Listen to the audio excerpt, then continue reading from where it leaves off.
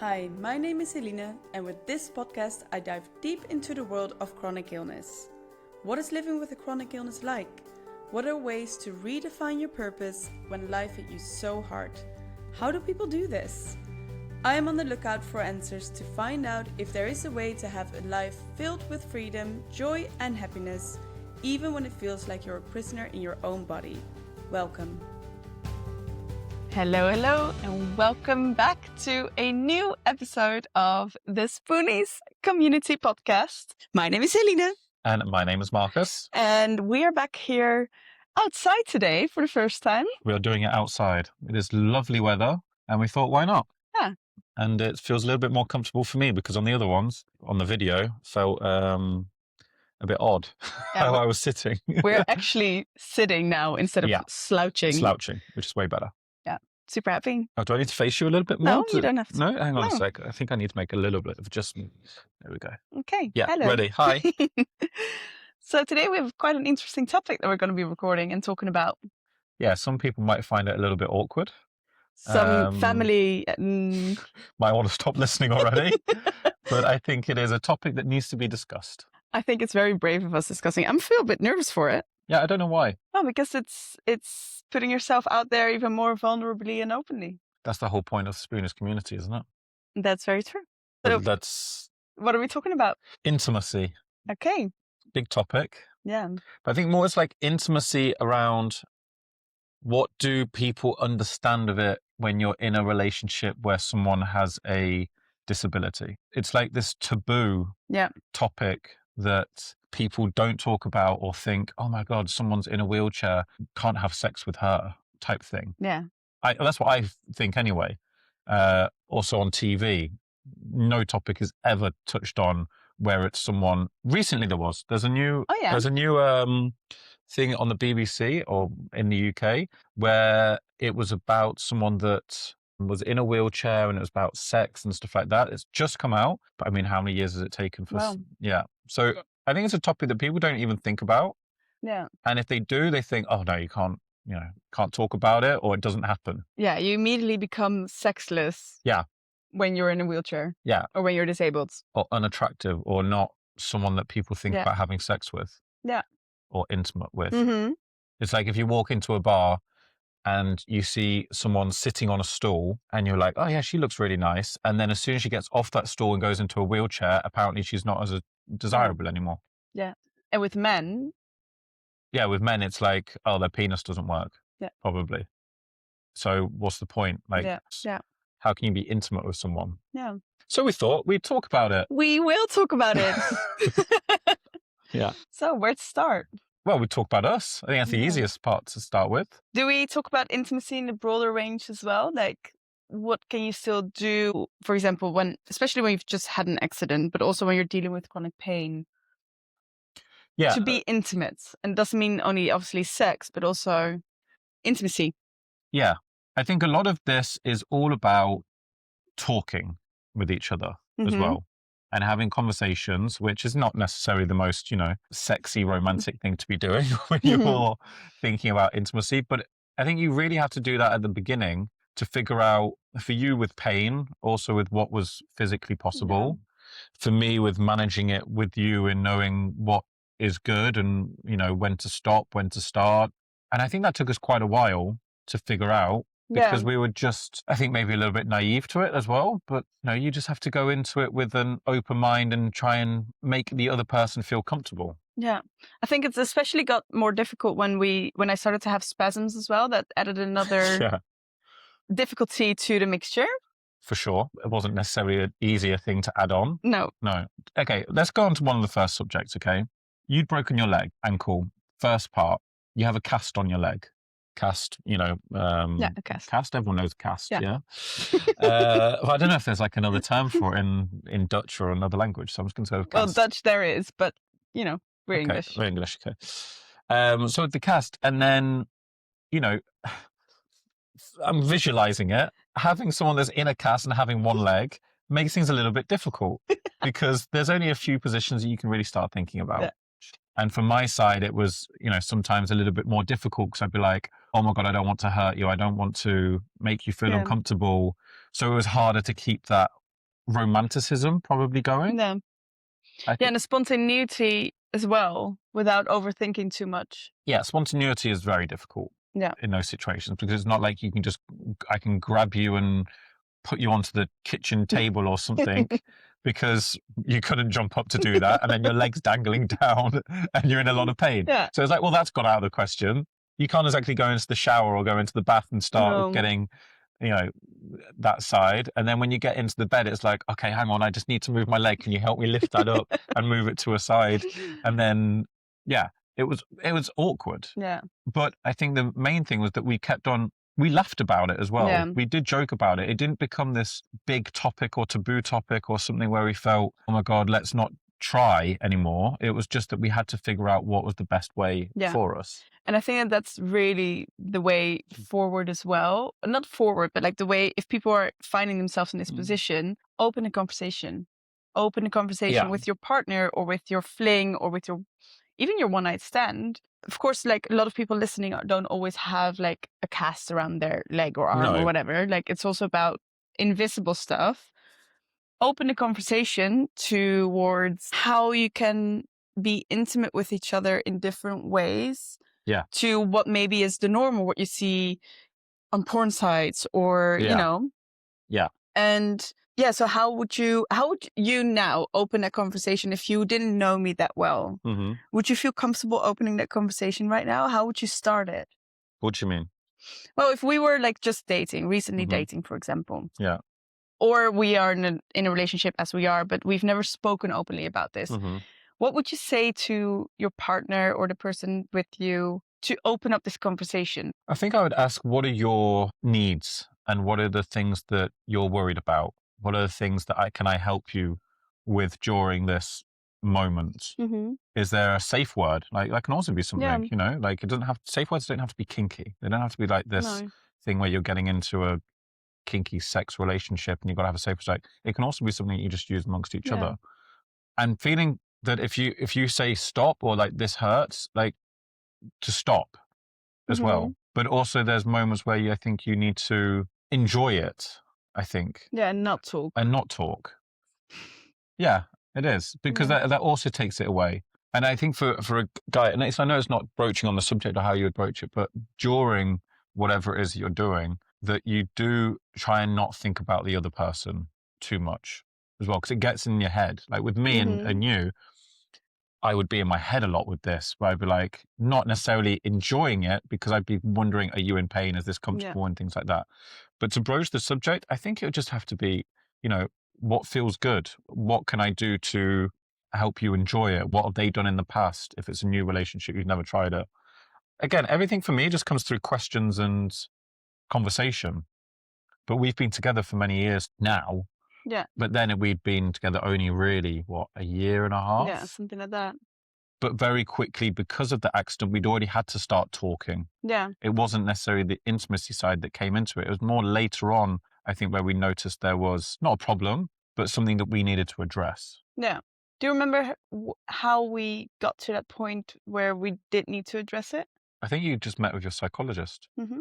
I think you brought it up with a topic with her and said that you were worried about, I don't know, it was your meeting. I don't know what you said in the thing, but I'm pretty sure you went to a psychologist, and then we did a joint session about intimacy. And then she was saying, it doesn't have to be about sex. It can be about just holding hands or laying on the sofa together or something. It's also those moments to bring the intimacy, to then get comfortable around each other, to create moments and feelings. And then from there, it can transpire into something else more physical. And I think that was maybe a good thing for us. We started to just do small things that would also give just as much satisfaction and love and caring, rather than just going straight into bang wallop. Yeah. Do you think it was then? I thought it was from that your conversations. Yeah, no, I think so. True. It was when I went to a psychologist because I was worried. Well, not because I already saw her, but one of the topics that I discussed then, I was worried about, being too much in a care-patient relationship and losing a little bit of the partner loving relationship. Yeah. And whilst that's super important to address, and super important to be able to still see each other as lovers and not only as the role of patient carer or flatmates, because very easily it can become that if and we did one slip of us into that as well. We did slip into it 100%. Sleep into it. Sleep and slip into it. How was it for you when I brought up that topic with you, and also the fact that I took you to a psychologist session, relationship therapy session? Yeah, it was about this topic. Freaking, so you don't have to edit this bit out. Awkward. Yeah, it was, because you're having a topic and discussion with someone I don't know. I'd met her briefly when I dropped you off at your sessions, but now we're having this conversation about intimacy and stuff, and that's, like we're doing now. It's not a topic that gets brought up a lot or people talk about, and from British male guy, these are definitely not topics that you discuss that often. So it felt awkward, and I felt like I was being judged a little bit. It felt like I was being told off. I thought I'd done everything correctly up until that point, as carer mode. And so now it's like, oh, it wasn't good enough. Like, you now need to do this.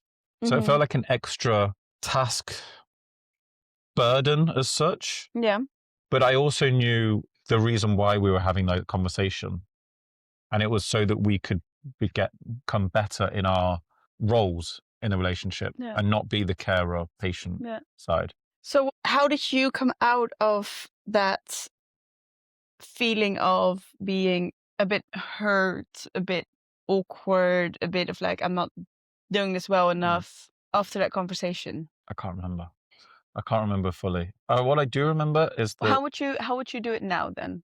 What would you do now? What would you be able to advise to someone? Because it is such a vulnerable topic, and I think it makes many people insecure if you're starting this topic and you have the feeling like, oh, I'm not good enough, or I'm not doing it well enough. So what would you recommend now to someone who's in that position? I think it's coming at it from a joint conversation. It's not, I think, if I remember back, it's not separating it as, Marcus, you're the issue, you're the problem. It's that we need to do this together so that we can come out of this at the other end in a better place. Yeah. And ultimately, intimacy, whether it's sex or something else, is a big part of any relationship. And so this thing that is very intertwined between a couple, I think, is something worth investing the time into and the energy, and broaching it, like I said, as an honest conversation. And you shared your vulnerabilities with me about what it was that you were looking for, and that you didn't want me to think about myself, to think about you all the time. And the same in that scenario of intimacy, like, don't worry about you, like just let it try and be as normal and natural as possible, with obviously some of the obstacles that we have. And let's not try and make it where it's me still being the carer for you. In that mode, bedroom. In the bedroom, and to try and remove those roles. And I think that was it. It's like, let's not have roles for each other. Let's just be us as a couple. And like, leave it at the door, basically. Like, leave it outside what that part is. And instead, when we get into the bedroom, get into wherever, this is us as a couple, not as a... You're still taking care of me. Yeah, and if suddenly you would say, oh, I'm in a lot of pain, or this is hurting, then we know to stop. And then, like I said, you try and you adjust and do other things. Yeah, and I think that's a very good point. And whilst having this conversation, I'm getting so many memories actually back around this topic. It's quite funny, but it was also about you giving me space to be able to say, okay, this is hurting, or this is good. Like, my body was changing with its capability, so I also needed space as well to figure out again in a new way what is possible, what isn't. Yeah, that was also it. Yeah, and I think, from the carer point of view, I needed space to be able to figure that out without you having to worry about me in a situation. Yeah, which was hard. Yeah. Because if you're worrying about someone 24/7 for a long period of time, it's not easy to just switch that off. No, exactly. Which is why even during some of those moments, you would say, stop worrying about me. Like, just enjoy it. Like, I'll tell you if it hurts. I'll tell you if I feel uncomfortable. I'll tell you if there's something that's not going right. So, like, just continue and stop worrying about me. Yeah. We had some funny moments with that. Do you recall? But I remember, like, struggling to continue sometimes because I'd be laughing, or we'd be joking, or you would be, we'd be trying to try a new position, and it'd be like, that didn't work. Or I remember, like, I definitely recall a few times where I just ended up with full blown spasms, and it was But it was also like in a bit funny where I also felt it's not going to last for like weeks. No. I think especially with the spasms, it was difficult because that like being intimate with each other was also sometimes triggering for the spasms. Yeah, yeah, it's true. Right? Yeah, it was. I also think about the moments where, you know, you're trying to undress each other and things are getting stuck on a cast, or things are like, or you have to have you have to pre-plan it. It's like, come on, let's do this and let's do this, and then it's like, oh, this is sexy. I remember, like, I had this really big blue, like, leg cast after the second accident. Yeah. And so that was really unsexy. Really. But also having a brace around my foot, a brace around my knee. Yeah. Yeah, I'd have to unbrace you, then take your foot one off. Jesus. Yeah. Yeah. But it like, that's the thing. We laugh about it now because we also laughed about it back then. And I do think that is very key. Try to not make the subject so heavy. Yeah. Make it also fun and lighthearted. And, you know, yeah, some things are very unsexy. Yeah, they are. You know, you can't change that. No. And I think also where possible, like, don't try and plan it. And it's difficult. Or plan it. Actually, I'm not sure if I agree with that. Don't try and plan it. Okay, you start first. Why do you say don't try and plan it? If you plan it, then you're forcing it a little bit more, and it's becoming a bit more like a routine, you know? And if you're trying to get out of that carer patient mode, there's usually a lot of routines that you go into. Yeah.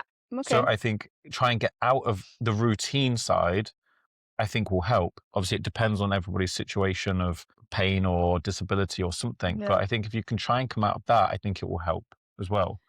And again, knowing that it doesn't have to be about sex. It can be about other things. It literally can just be like cuddle. Yeah. Like spend some time laying down and cuddling. Okay, but that's interesting. So you say don't plan it. I say no necessarily just don't plan it, but where possible, try and not plan it, because it's one of those extra bits. Yeah. I also agree with it from the point of like the carer patient where you're already planning so much for each other. On the other hand, I also think like there's nothing wrong with also planning it, because I'm just thinking of people with families or kids or very busy. It's not like that we don't have a busy life, but you know, if it doesn't happen already for a very long time, there's also nothing wrong with planning it, to just make time for each other and be intimate with each other. Again, they can just be spending an evening on the sofa, like laying on each other, and that's it. I think something that we did that was good, and I agree with this part, was that we would make sure we didn't have phones in the room. We made sure we wouldn't have like laptops or books or like distractions. It was like, okay, let's just go to bed without any of these things and just see. Yeah.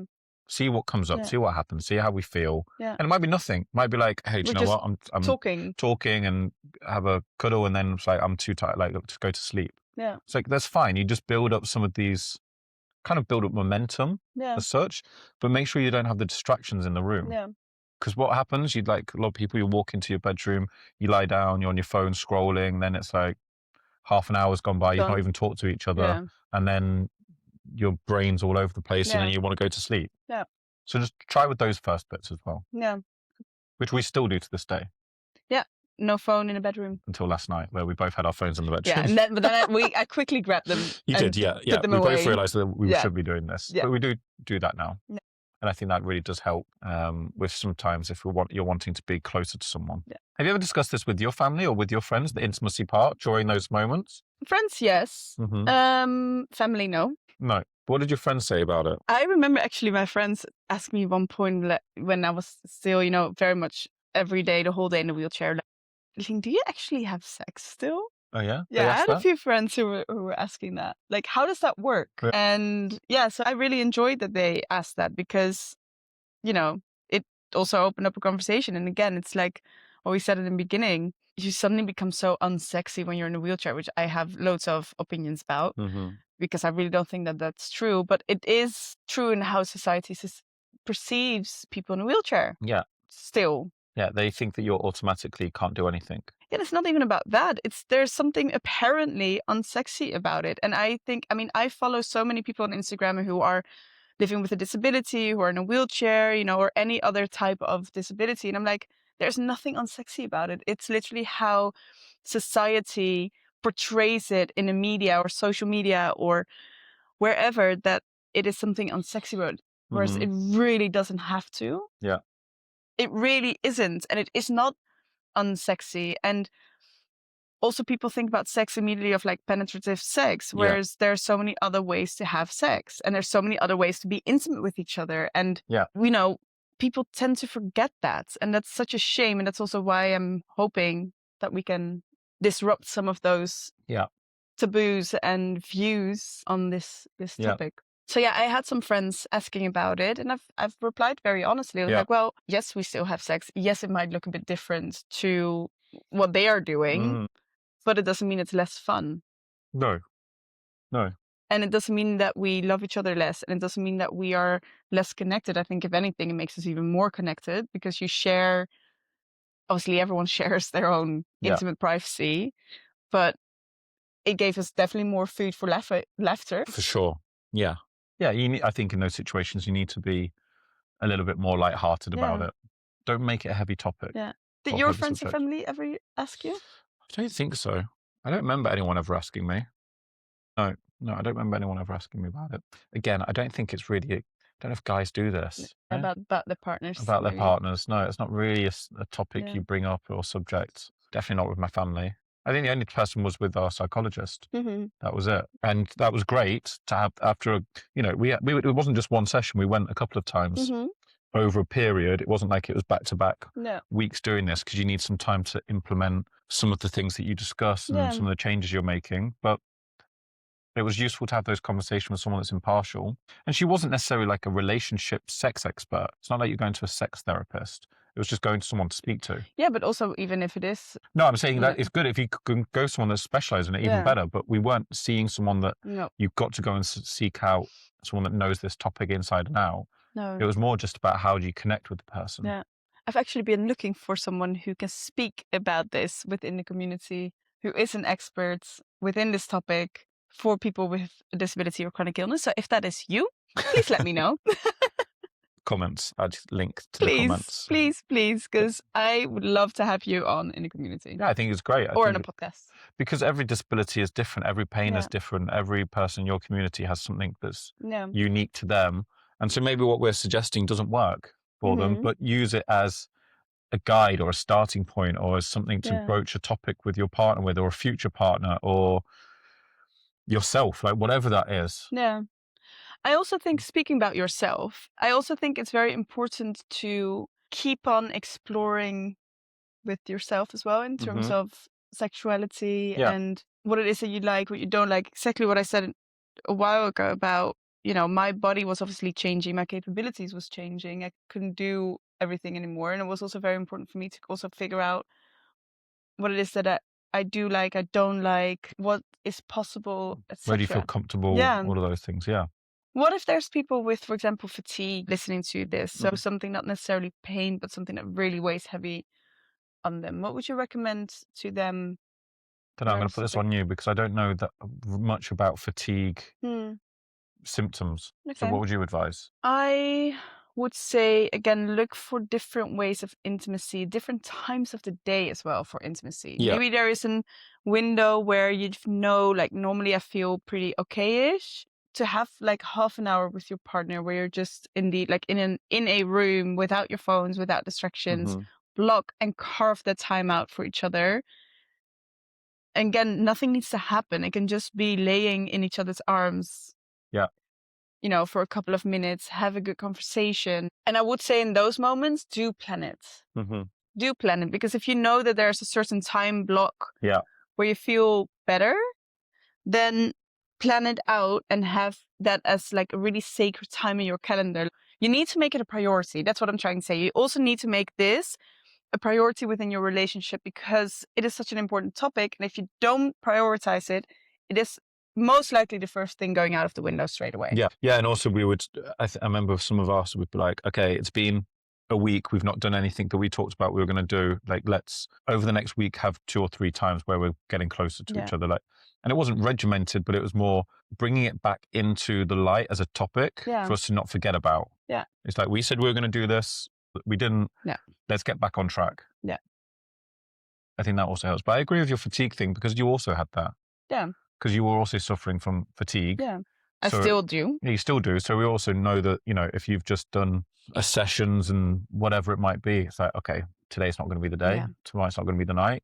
But maybe there's another moment, weekends, that type of stuff. Like it's easier, a little bit easier for us because, you said we don't have children. We don't have those commitments, so we can space it out. But you still do have to think about your fatigue level. And I think especially when you do have children, it's even higher on the priority list because then you suddenly have not only a carer patient role, not only lover's role, but also parent's role. Yeah. That's also then still involved. So there's even an extra role added on top of that, which actually should mean to make it even more of a priority. What do you think? Yeah, I agree. I don't have to be more of a priority. I just think you have to know that you've got probably a few more things that will not give you the time to focus on it. Yeah. What is something that you as the partner of someone with a disability needed to hear back then? The biggest thing was that I was able to think about myself a little bit more in those situations and to not stop halfway through to ask, are you okay? How are you feeling? How's your pain level and stuff? Because that's a mood killer as well. Yeah. Like you don't want to have to think about that. I don't want to be thinking about it and asking it. So I needed to trust that you will tell me the moment that it's too much or it's not feeling comfortable or whatever it is. And to just try and keep it as a fun, intimate, in the moment thing, not a keep doing check-ins. Yeah. And trust your partner will come to you if they've got something that's not feeling right. Yeah. And I think that was important for us because I think we really then, through that time, you needed to speak up and use your voice and say how things were. Yeah. And then I also needed to not be, like I said, that carer person and just, enjoy it, which was difficult to do. Mm-hmm. I know, we really struggled for the first period. Yeah.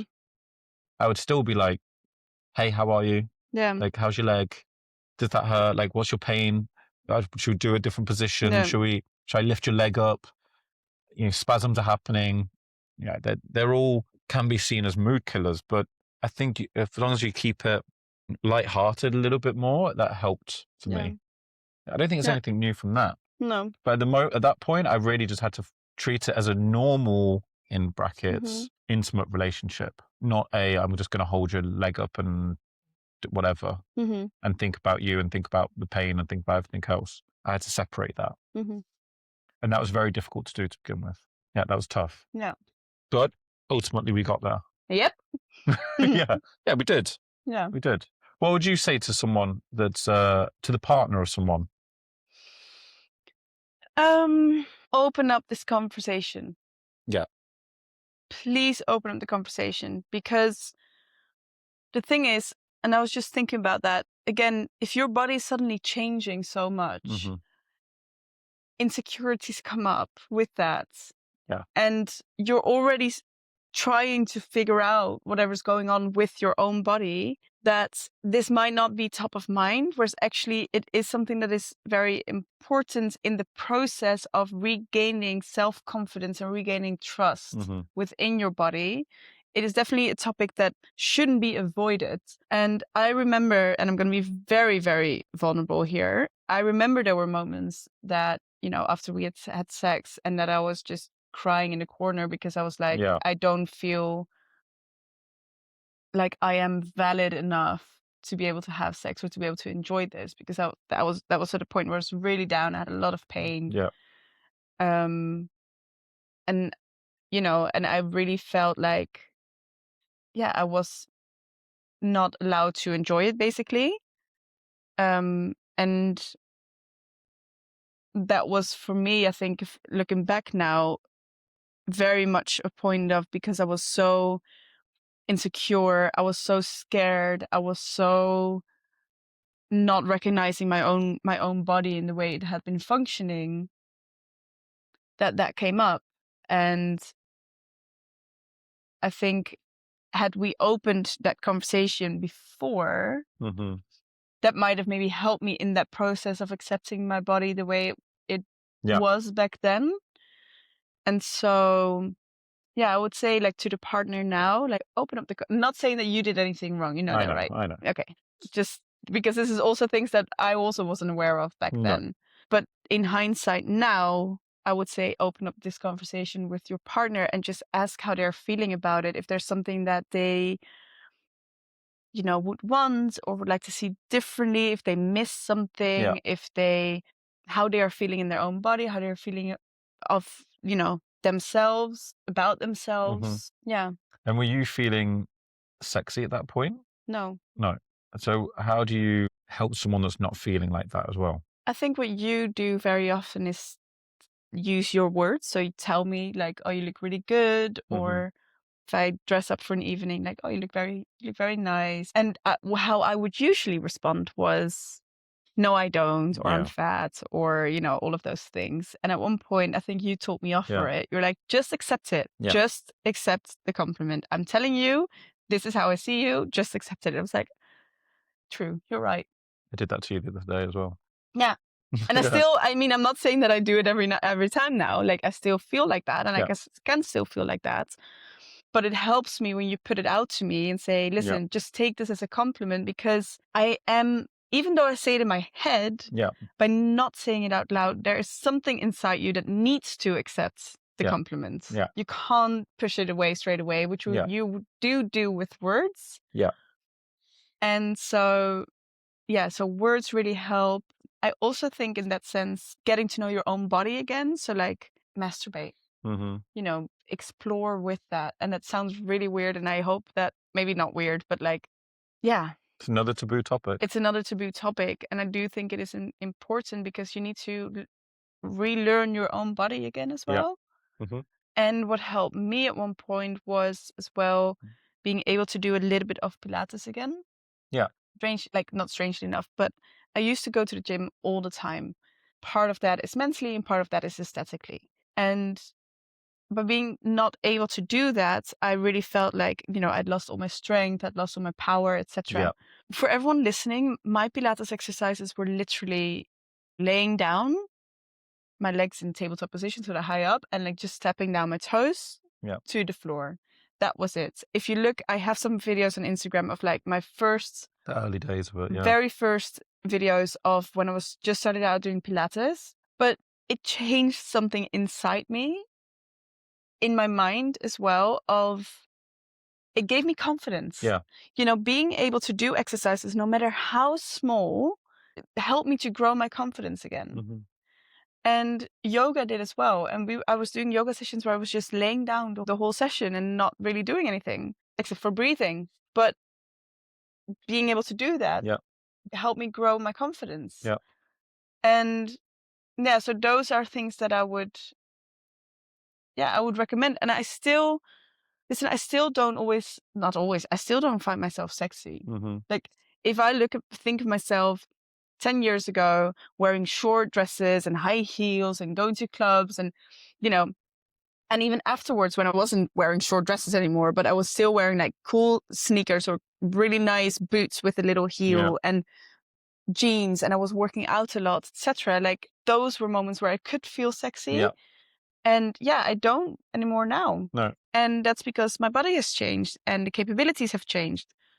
But within the restrictions and limitations, I did find in the end a lot of freedom within the limitations that I feel and that I have.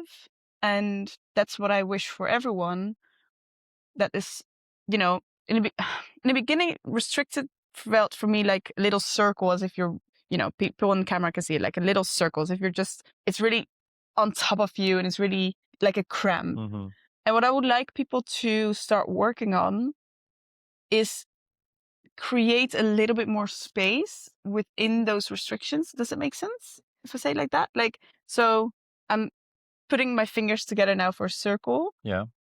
And what I would like for people is that circle is not only here anymore, but actually it can open up a little bit. So the restrictions are still there, but there's a little bit more space in between, and the space in between that circle is getting bigger. I think I follow you. Might be a bit too far for me. Okay. So give an example. Well, but it's hard. Like I really felt like a prisoner in my own body. Yeah. I still feel sometimes like a prisoner in my own body, but there's more space, there's more stuff that I can do before I reach that point of feeling like a prisoner in my own body. Okay, so basically start with what you can do now and little by little try and build it out bigger. So like little steps to get that restriction more. Exactly. So for example, you can run a kilometer in 6 minutes. Yeah, exactly. You start running again, and in the beginning, you're able to do 3 kilometers. Yeah. That's your restriction. And then within the 3 kilometers, you have quite a lot of freedom. Within a few weeks or months of training, I don't know how fast that goes. Within a few weeks or months of training, you're able to do 5 kilometers, which means you've increased the space of your restriction and limitation, but you have 2 kilometers more freedom and space to roam around in. Yeah, gotcha. That's basically what I mean. Good example. Thank God we got there. There we go. Do you know, on this kind of topic of sexy and things, I think something that we've done, which has helped us in these moments as well, is if we're out with our individual friends, like with our own group of friends, and we're not with our partner. Yes. And if you would say to me, oh my God, I was sat at the bar with my friends, because say you're on a bar stool. Yeah. And a guy would come over and start flirting with you, and I'd be cheering. You'd come home and tell me, and I'd be like, "That is unbelievable," and we'd be so happy for each other because we'd literally high five each other. Yeah, because I think it's still great to also get. I'm not saying go and do something about it, but like get validation from other people is also quite a nice thing to have. Yeah, it's then not just me telling you; it's like other people saying, "Hey, I see you. You look good," and that's great. Yeah. And I think we would cheer each other on a little bit for that. Yeah. If it was like going out. And not a little bit. Like we definitely cheer each other on for that. And like I said, it's not about doing anything with it. It's just saying, oh man, that felt really good. Like someone else thinks that I'm attractive or thinks that I'm funny or thinks whatever it is. Like those are nice things. And then we would come back home to each other and be like, high five. And then I always think like, you can do whatever you want to do to the girls. But he's coming home to me. Exactly. Yeah. I mean, not whatever you want to do. Like, please don't like just grab you and like snog you or whatever. Snog. Snog. Stop snogging, no? Who says that word these days? Snog. You always say it. No, I don't. Snog. But like, so please don't do that. But like, No. I feel very proud. Like in the end, you're coming home to me. So, And I think it was just, especially when situation we were in, I think it was then nice when sometimes you would go out with your friends and then someone would be like flirting with you. And even your friends would say like, she's taken, she's not going to go anywhere near you. But you still had that nice validation of like, I look pretty tonight and I look good and people find me attractive. And you don't have to do anything about it. But you still get a nice feeling. And I completely agree. I forgot about this, but I completely agree. And I also think that what you need to do is open yourself to that. Yeah. So don't open yourself towards new people because obviously, especially this is obviously from a relationship point of view, but like open yourself to allow some flirting to happen. There's nothing bad with some flirting, at least that's how we see it. Yeah. Because it makes you feel good as well. Yeah. I remember the first time someone flirted with me and it was just like, just like eye contact that was a little bit too long. And I think you were even pushing, it was in Marbella and you were pushing the wheelchair and it was someone who like looked back after. I told you, like, oh my God, like I just looked at me like, I think I vaguely remember this. And I was just like, oh wow, that was the first time that actually someone turned around again whilst being in a wheelchair, being pushed by you. So it's actually like so bad of that guy. But in the end, those are the things that build confidence as well. Yeah, it is. Yeah, and that's another part of intimacy as a whole, where intimacy is also that flirting part and feeling good about it. I like that. Yeah. That's nice. I would really like to know if there are any questions around this topic? Well, if people have questions, I want people to actually put them into us because... Yeah, we can always make like a second edition and... answer some of them. Answer some of the questions that we'd received. Yeah. I think it's an important topic that we've discussed. I think it's an important topic for people to listen to and to share. Like ultimately, whether it's with your partner or with friends or with someone else to talk to. Yeah. This is such a huge part of people's lives and relationships that if you don't, then I think you're going to, not say things become stale, but things become more difficult. Yeah. And it's like, it's a huge part of your relationship or future relationship. Like, have this conversation. Yeah. So to round off, what are 3 things to summarize this episode? I think the talking part One. Is sharing. Yeah, sharing and talking is a big one. Mm-hmm. You can add a second. That intimacy doesn't only mean sex. Yeah. Intimacy is also making space and time for each other, having a good conversation, having a nice glass of wine, holding each other's hands, laying in each other's arms. Yeah. There's so many forms of intimacy. Yeah, and I think for me, a final one is maybe take your time with it. Like it's not rushed. It's not that you're going to get the answers and things are going to be miraculously improved in a week. Like this takes time as well. Yeah. And for you, something you said is, get to know your own body as well. For the person that is having that disability or pain or something, like get to know your own body to know what feels right. Yeah. Because it is changing. Yeah. So we gave 4. There you go. The rule of 3 can be extended today. Thank you so much for being on here. My pleasure. I love it. Yeah. If you have any additional questions to this episode, please do not hesitate to send them to me on Instagram or to send them to both of us on hello@thespooniescommunity.com. Is that our email address? Well, that's my email address, but I will make sure that the question gets to you as well. Perfect. Sounds good. If you are so kind to leave a review and rate this podcast, it will massively help us to get a story out there to even more people, because there are so many people dealing with chronic illness, chronic pain, chronic conditions on a daily basis. So that would be of a massive help. And then we'll see you again in 2 weeks. Sounds good. Thanks, everyone. Thanks. Bye.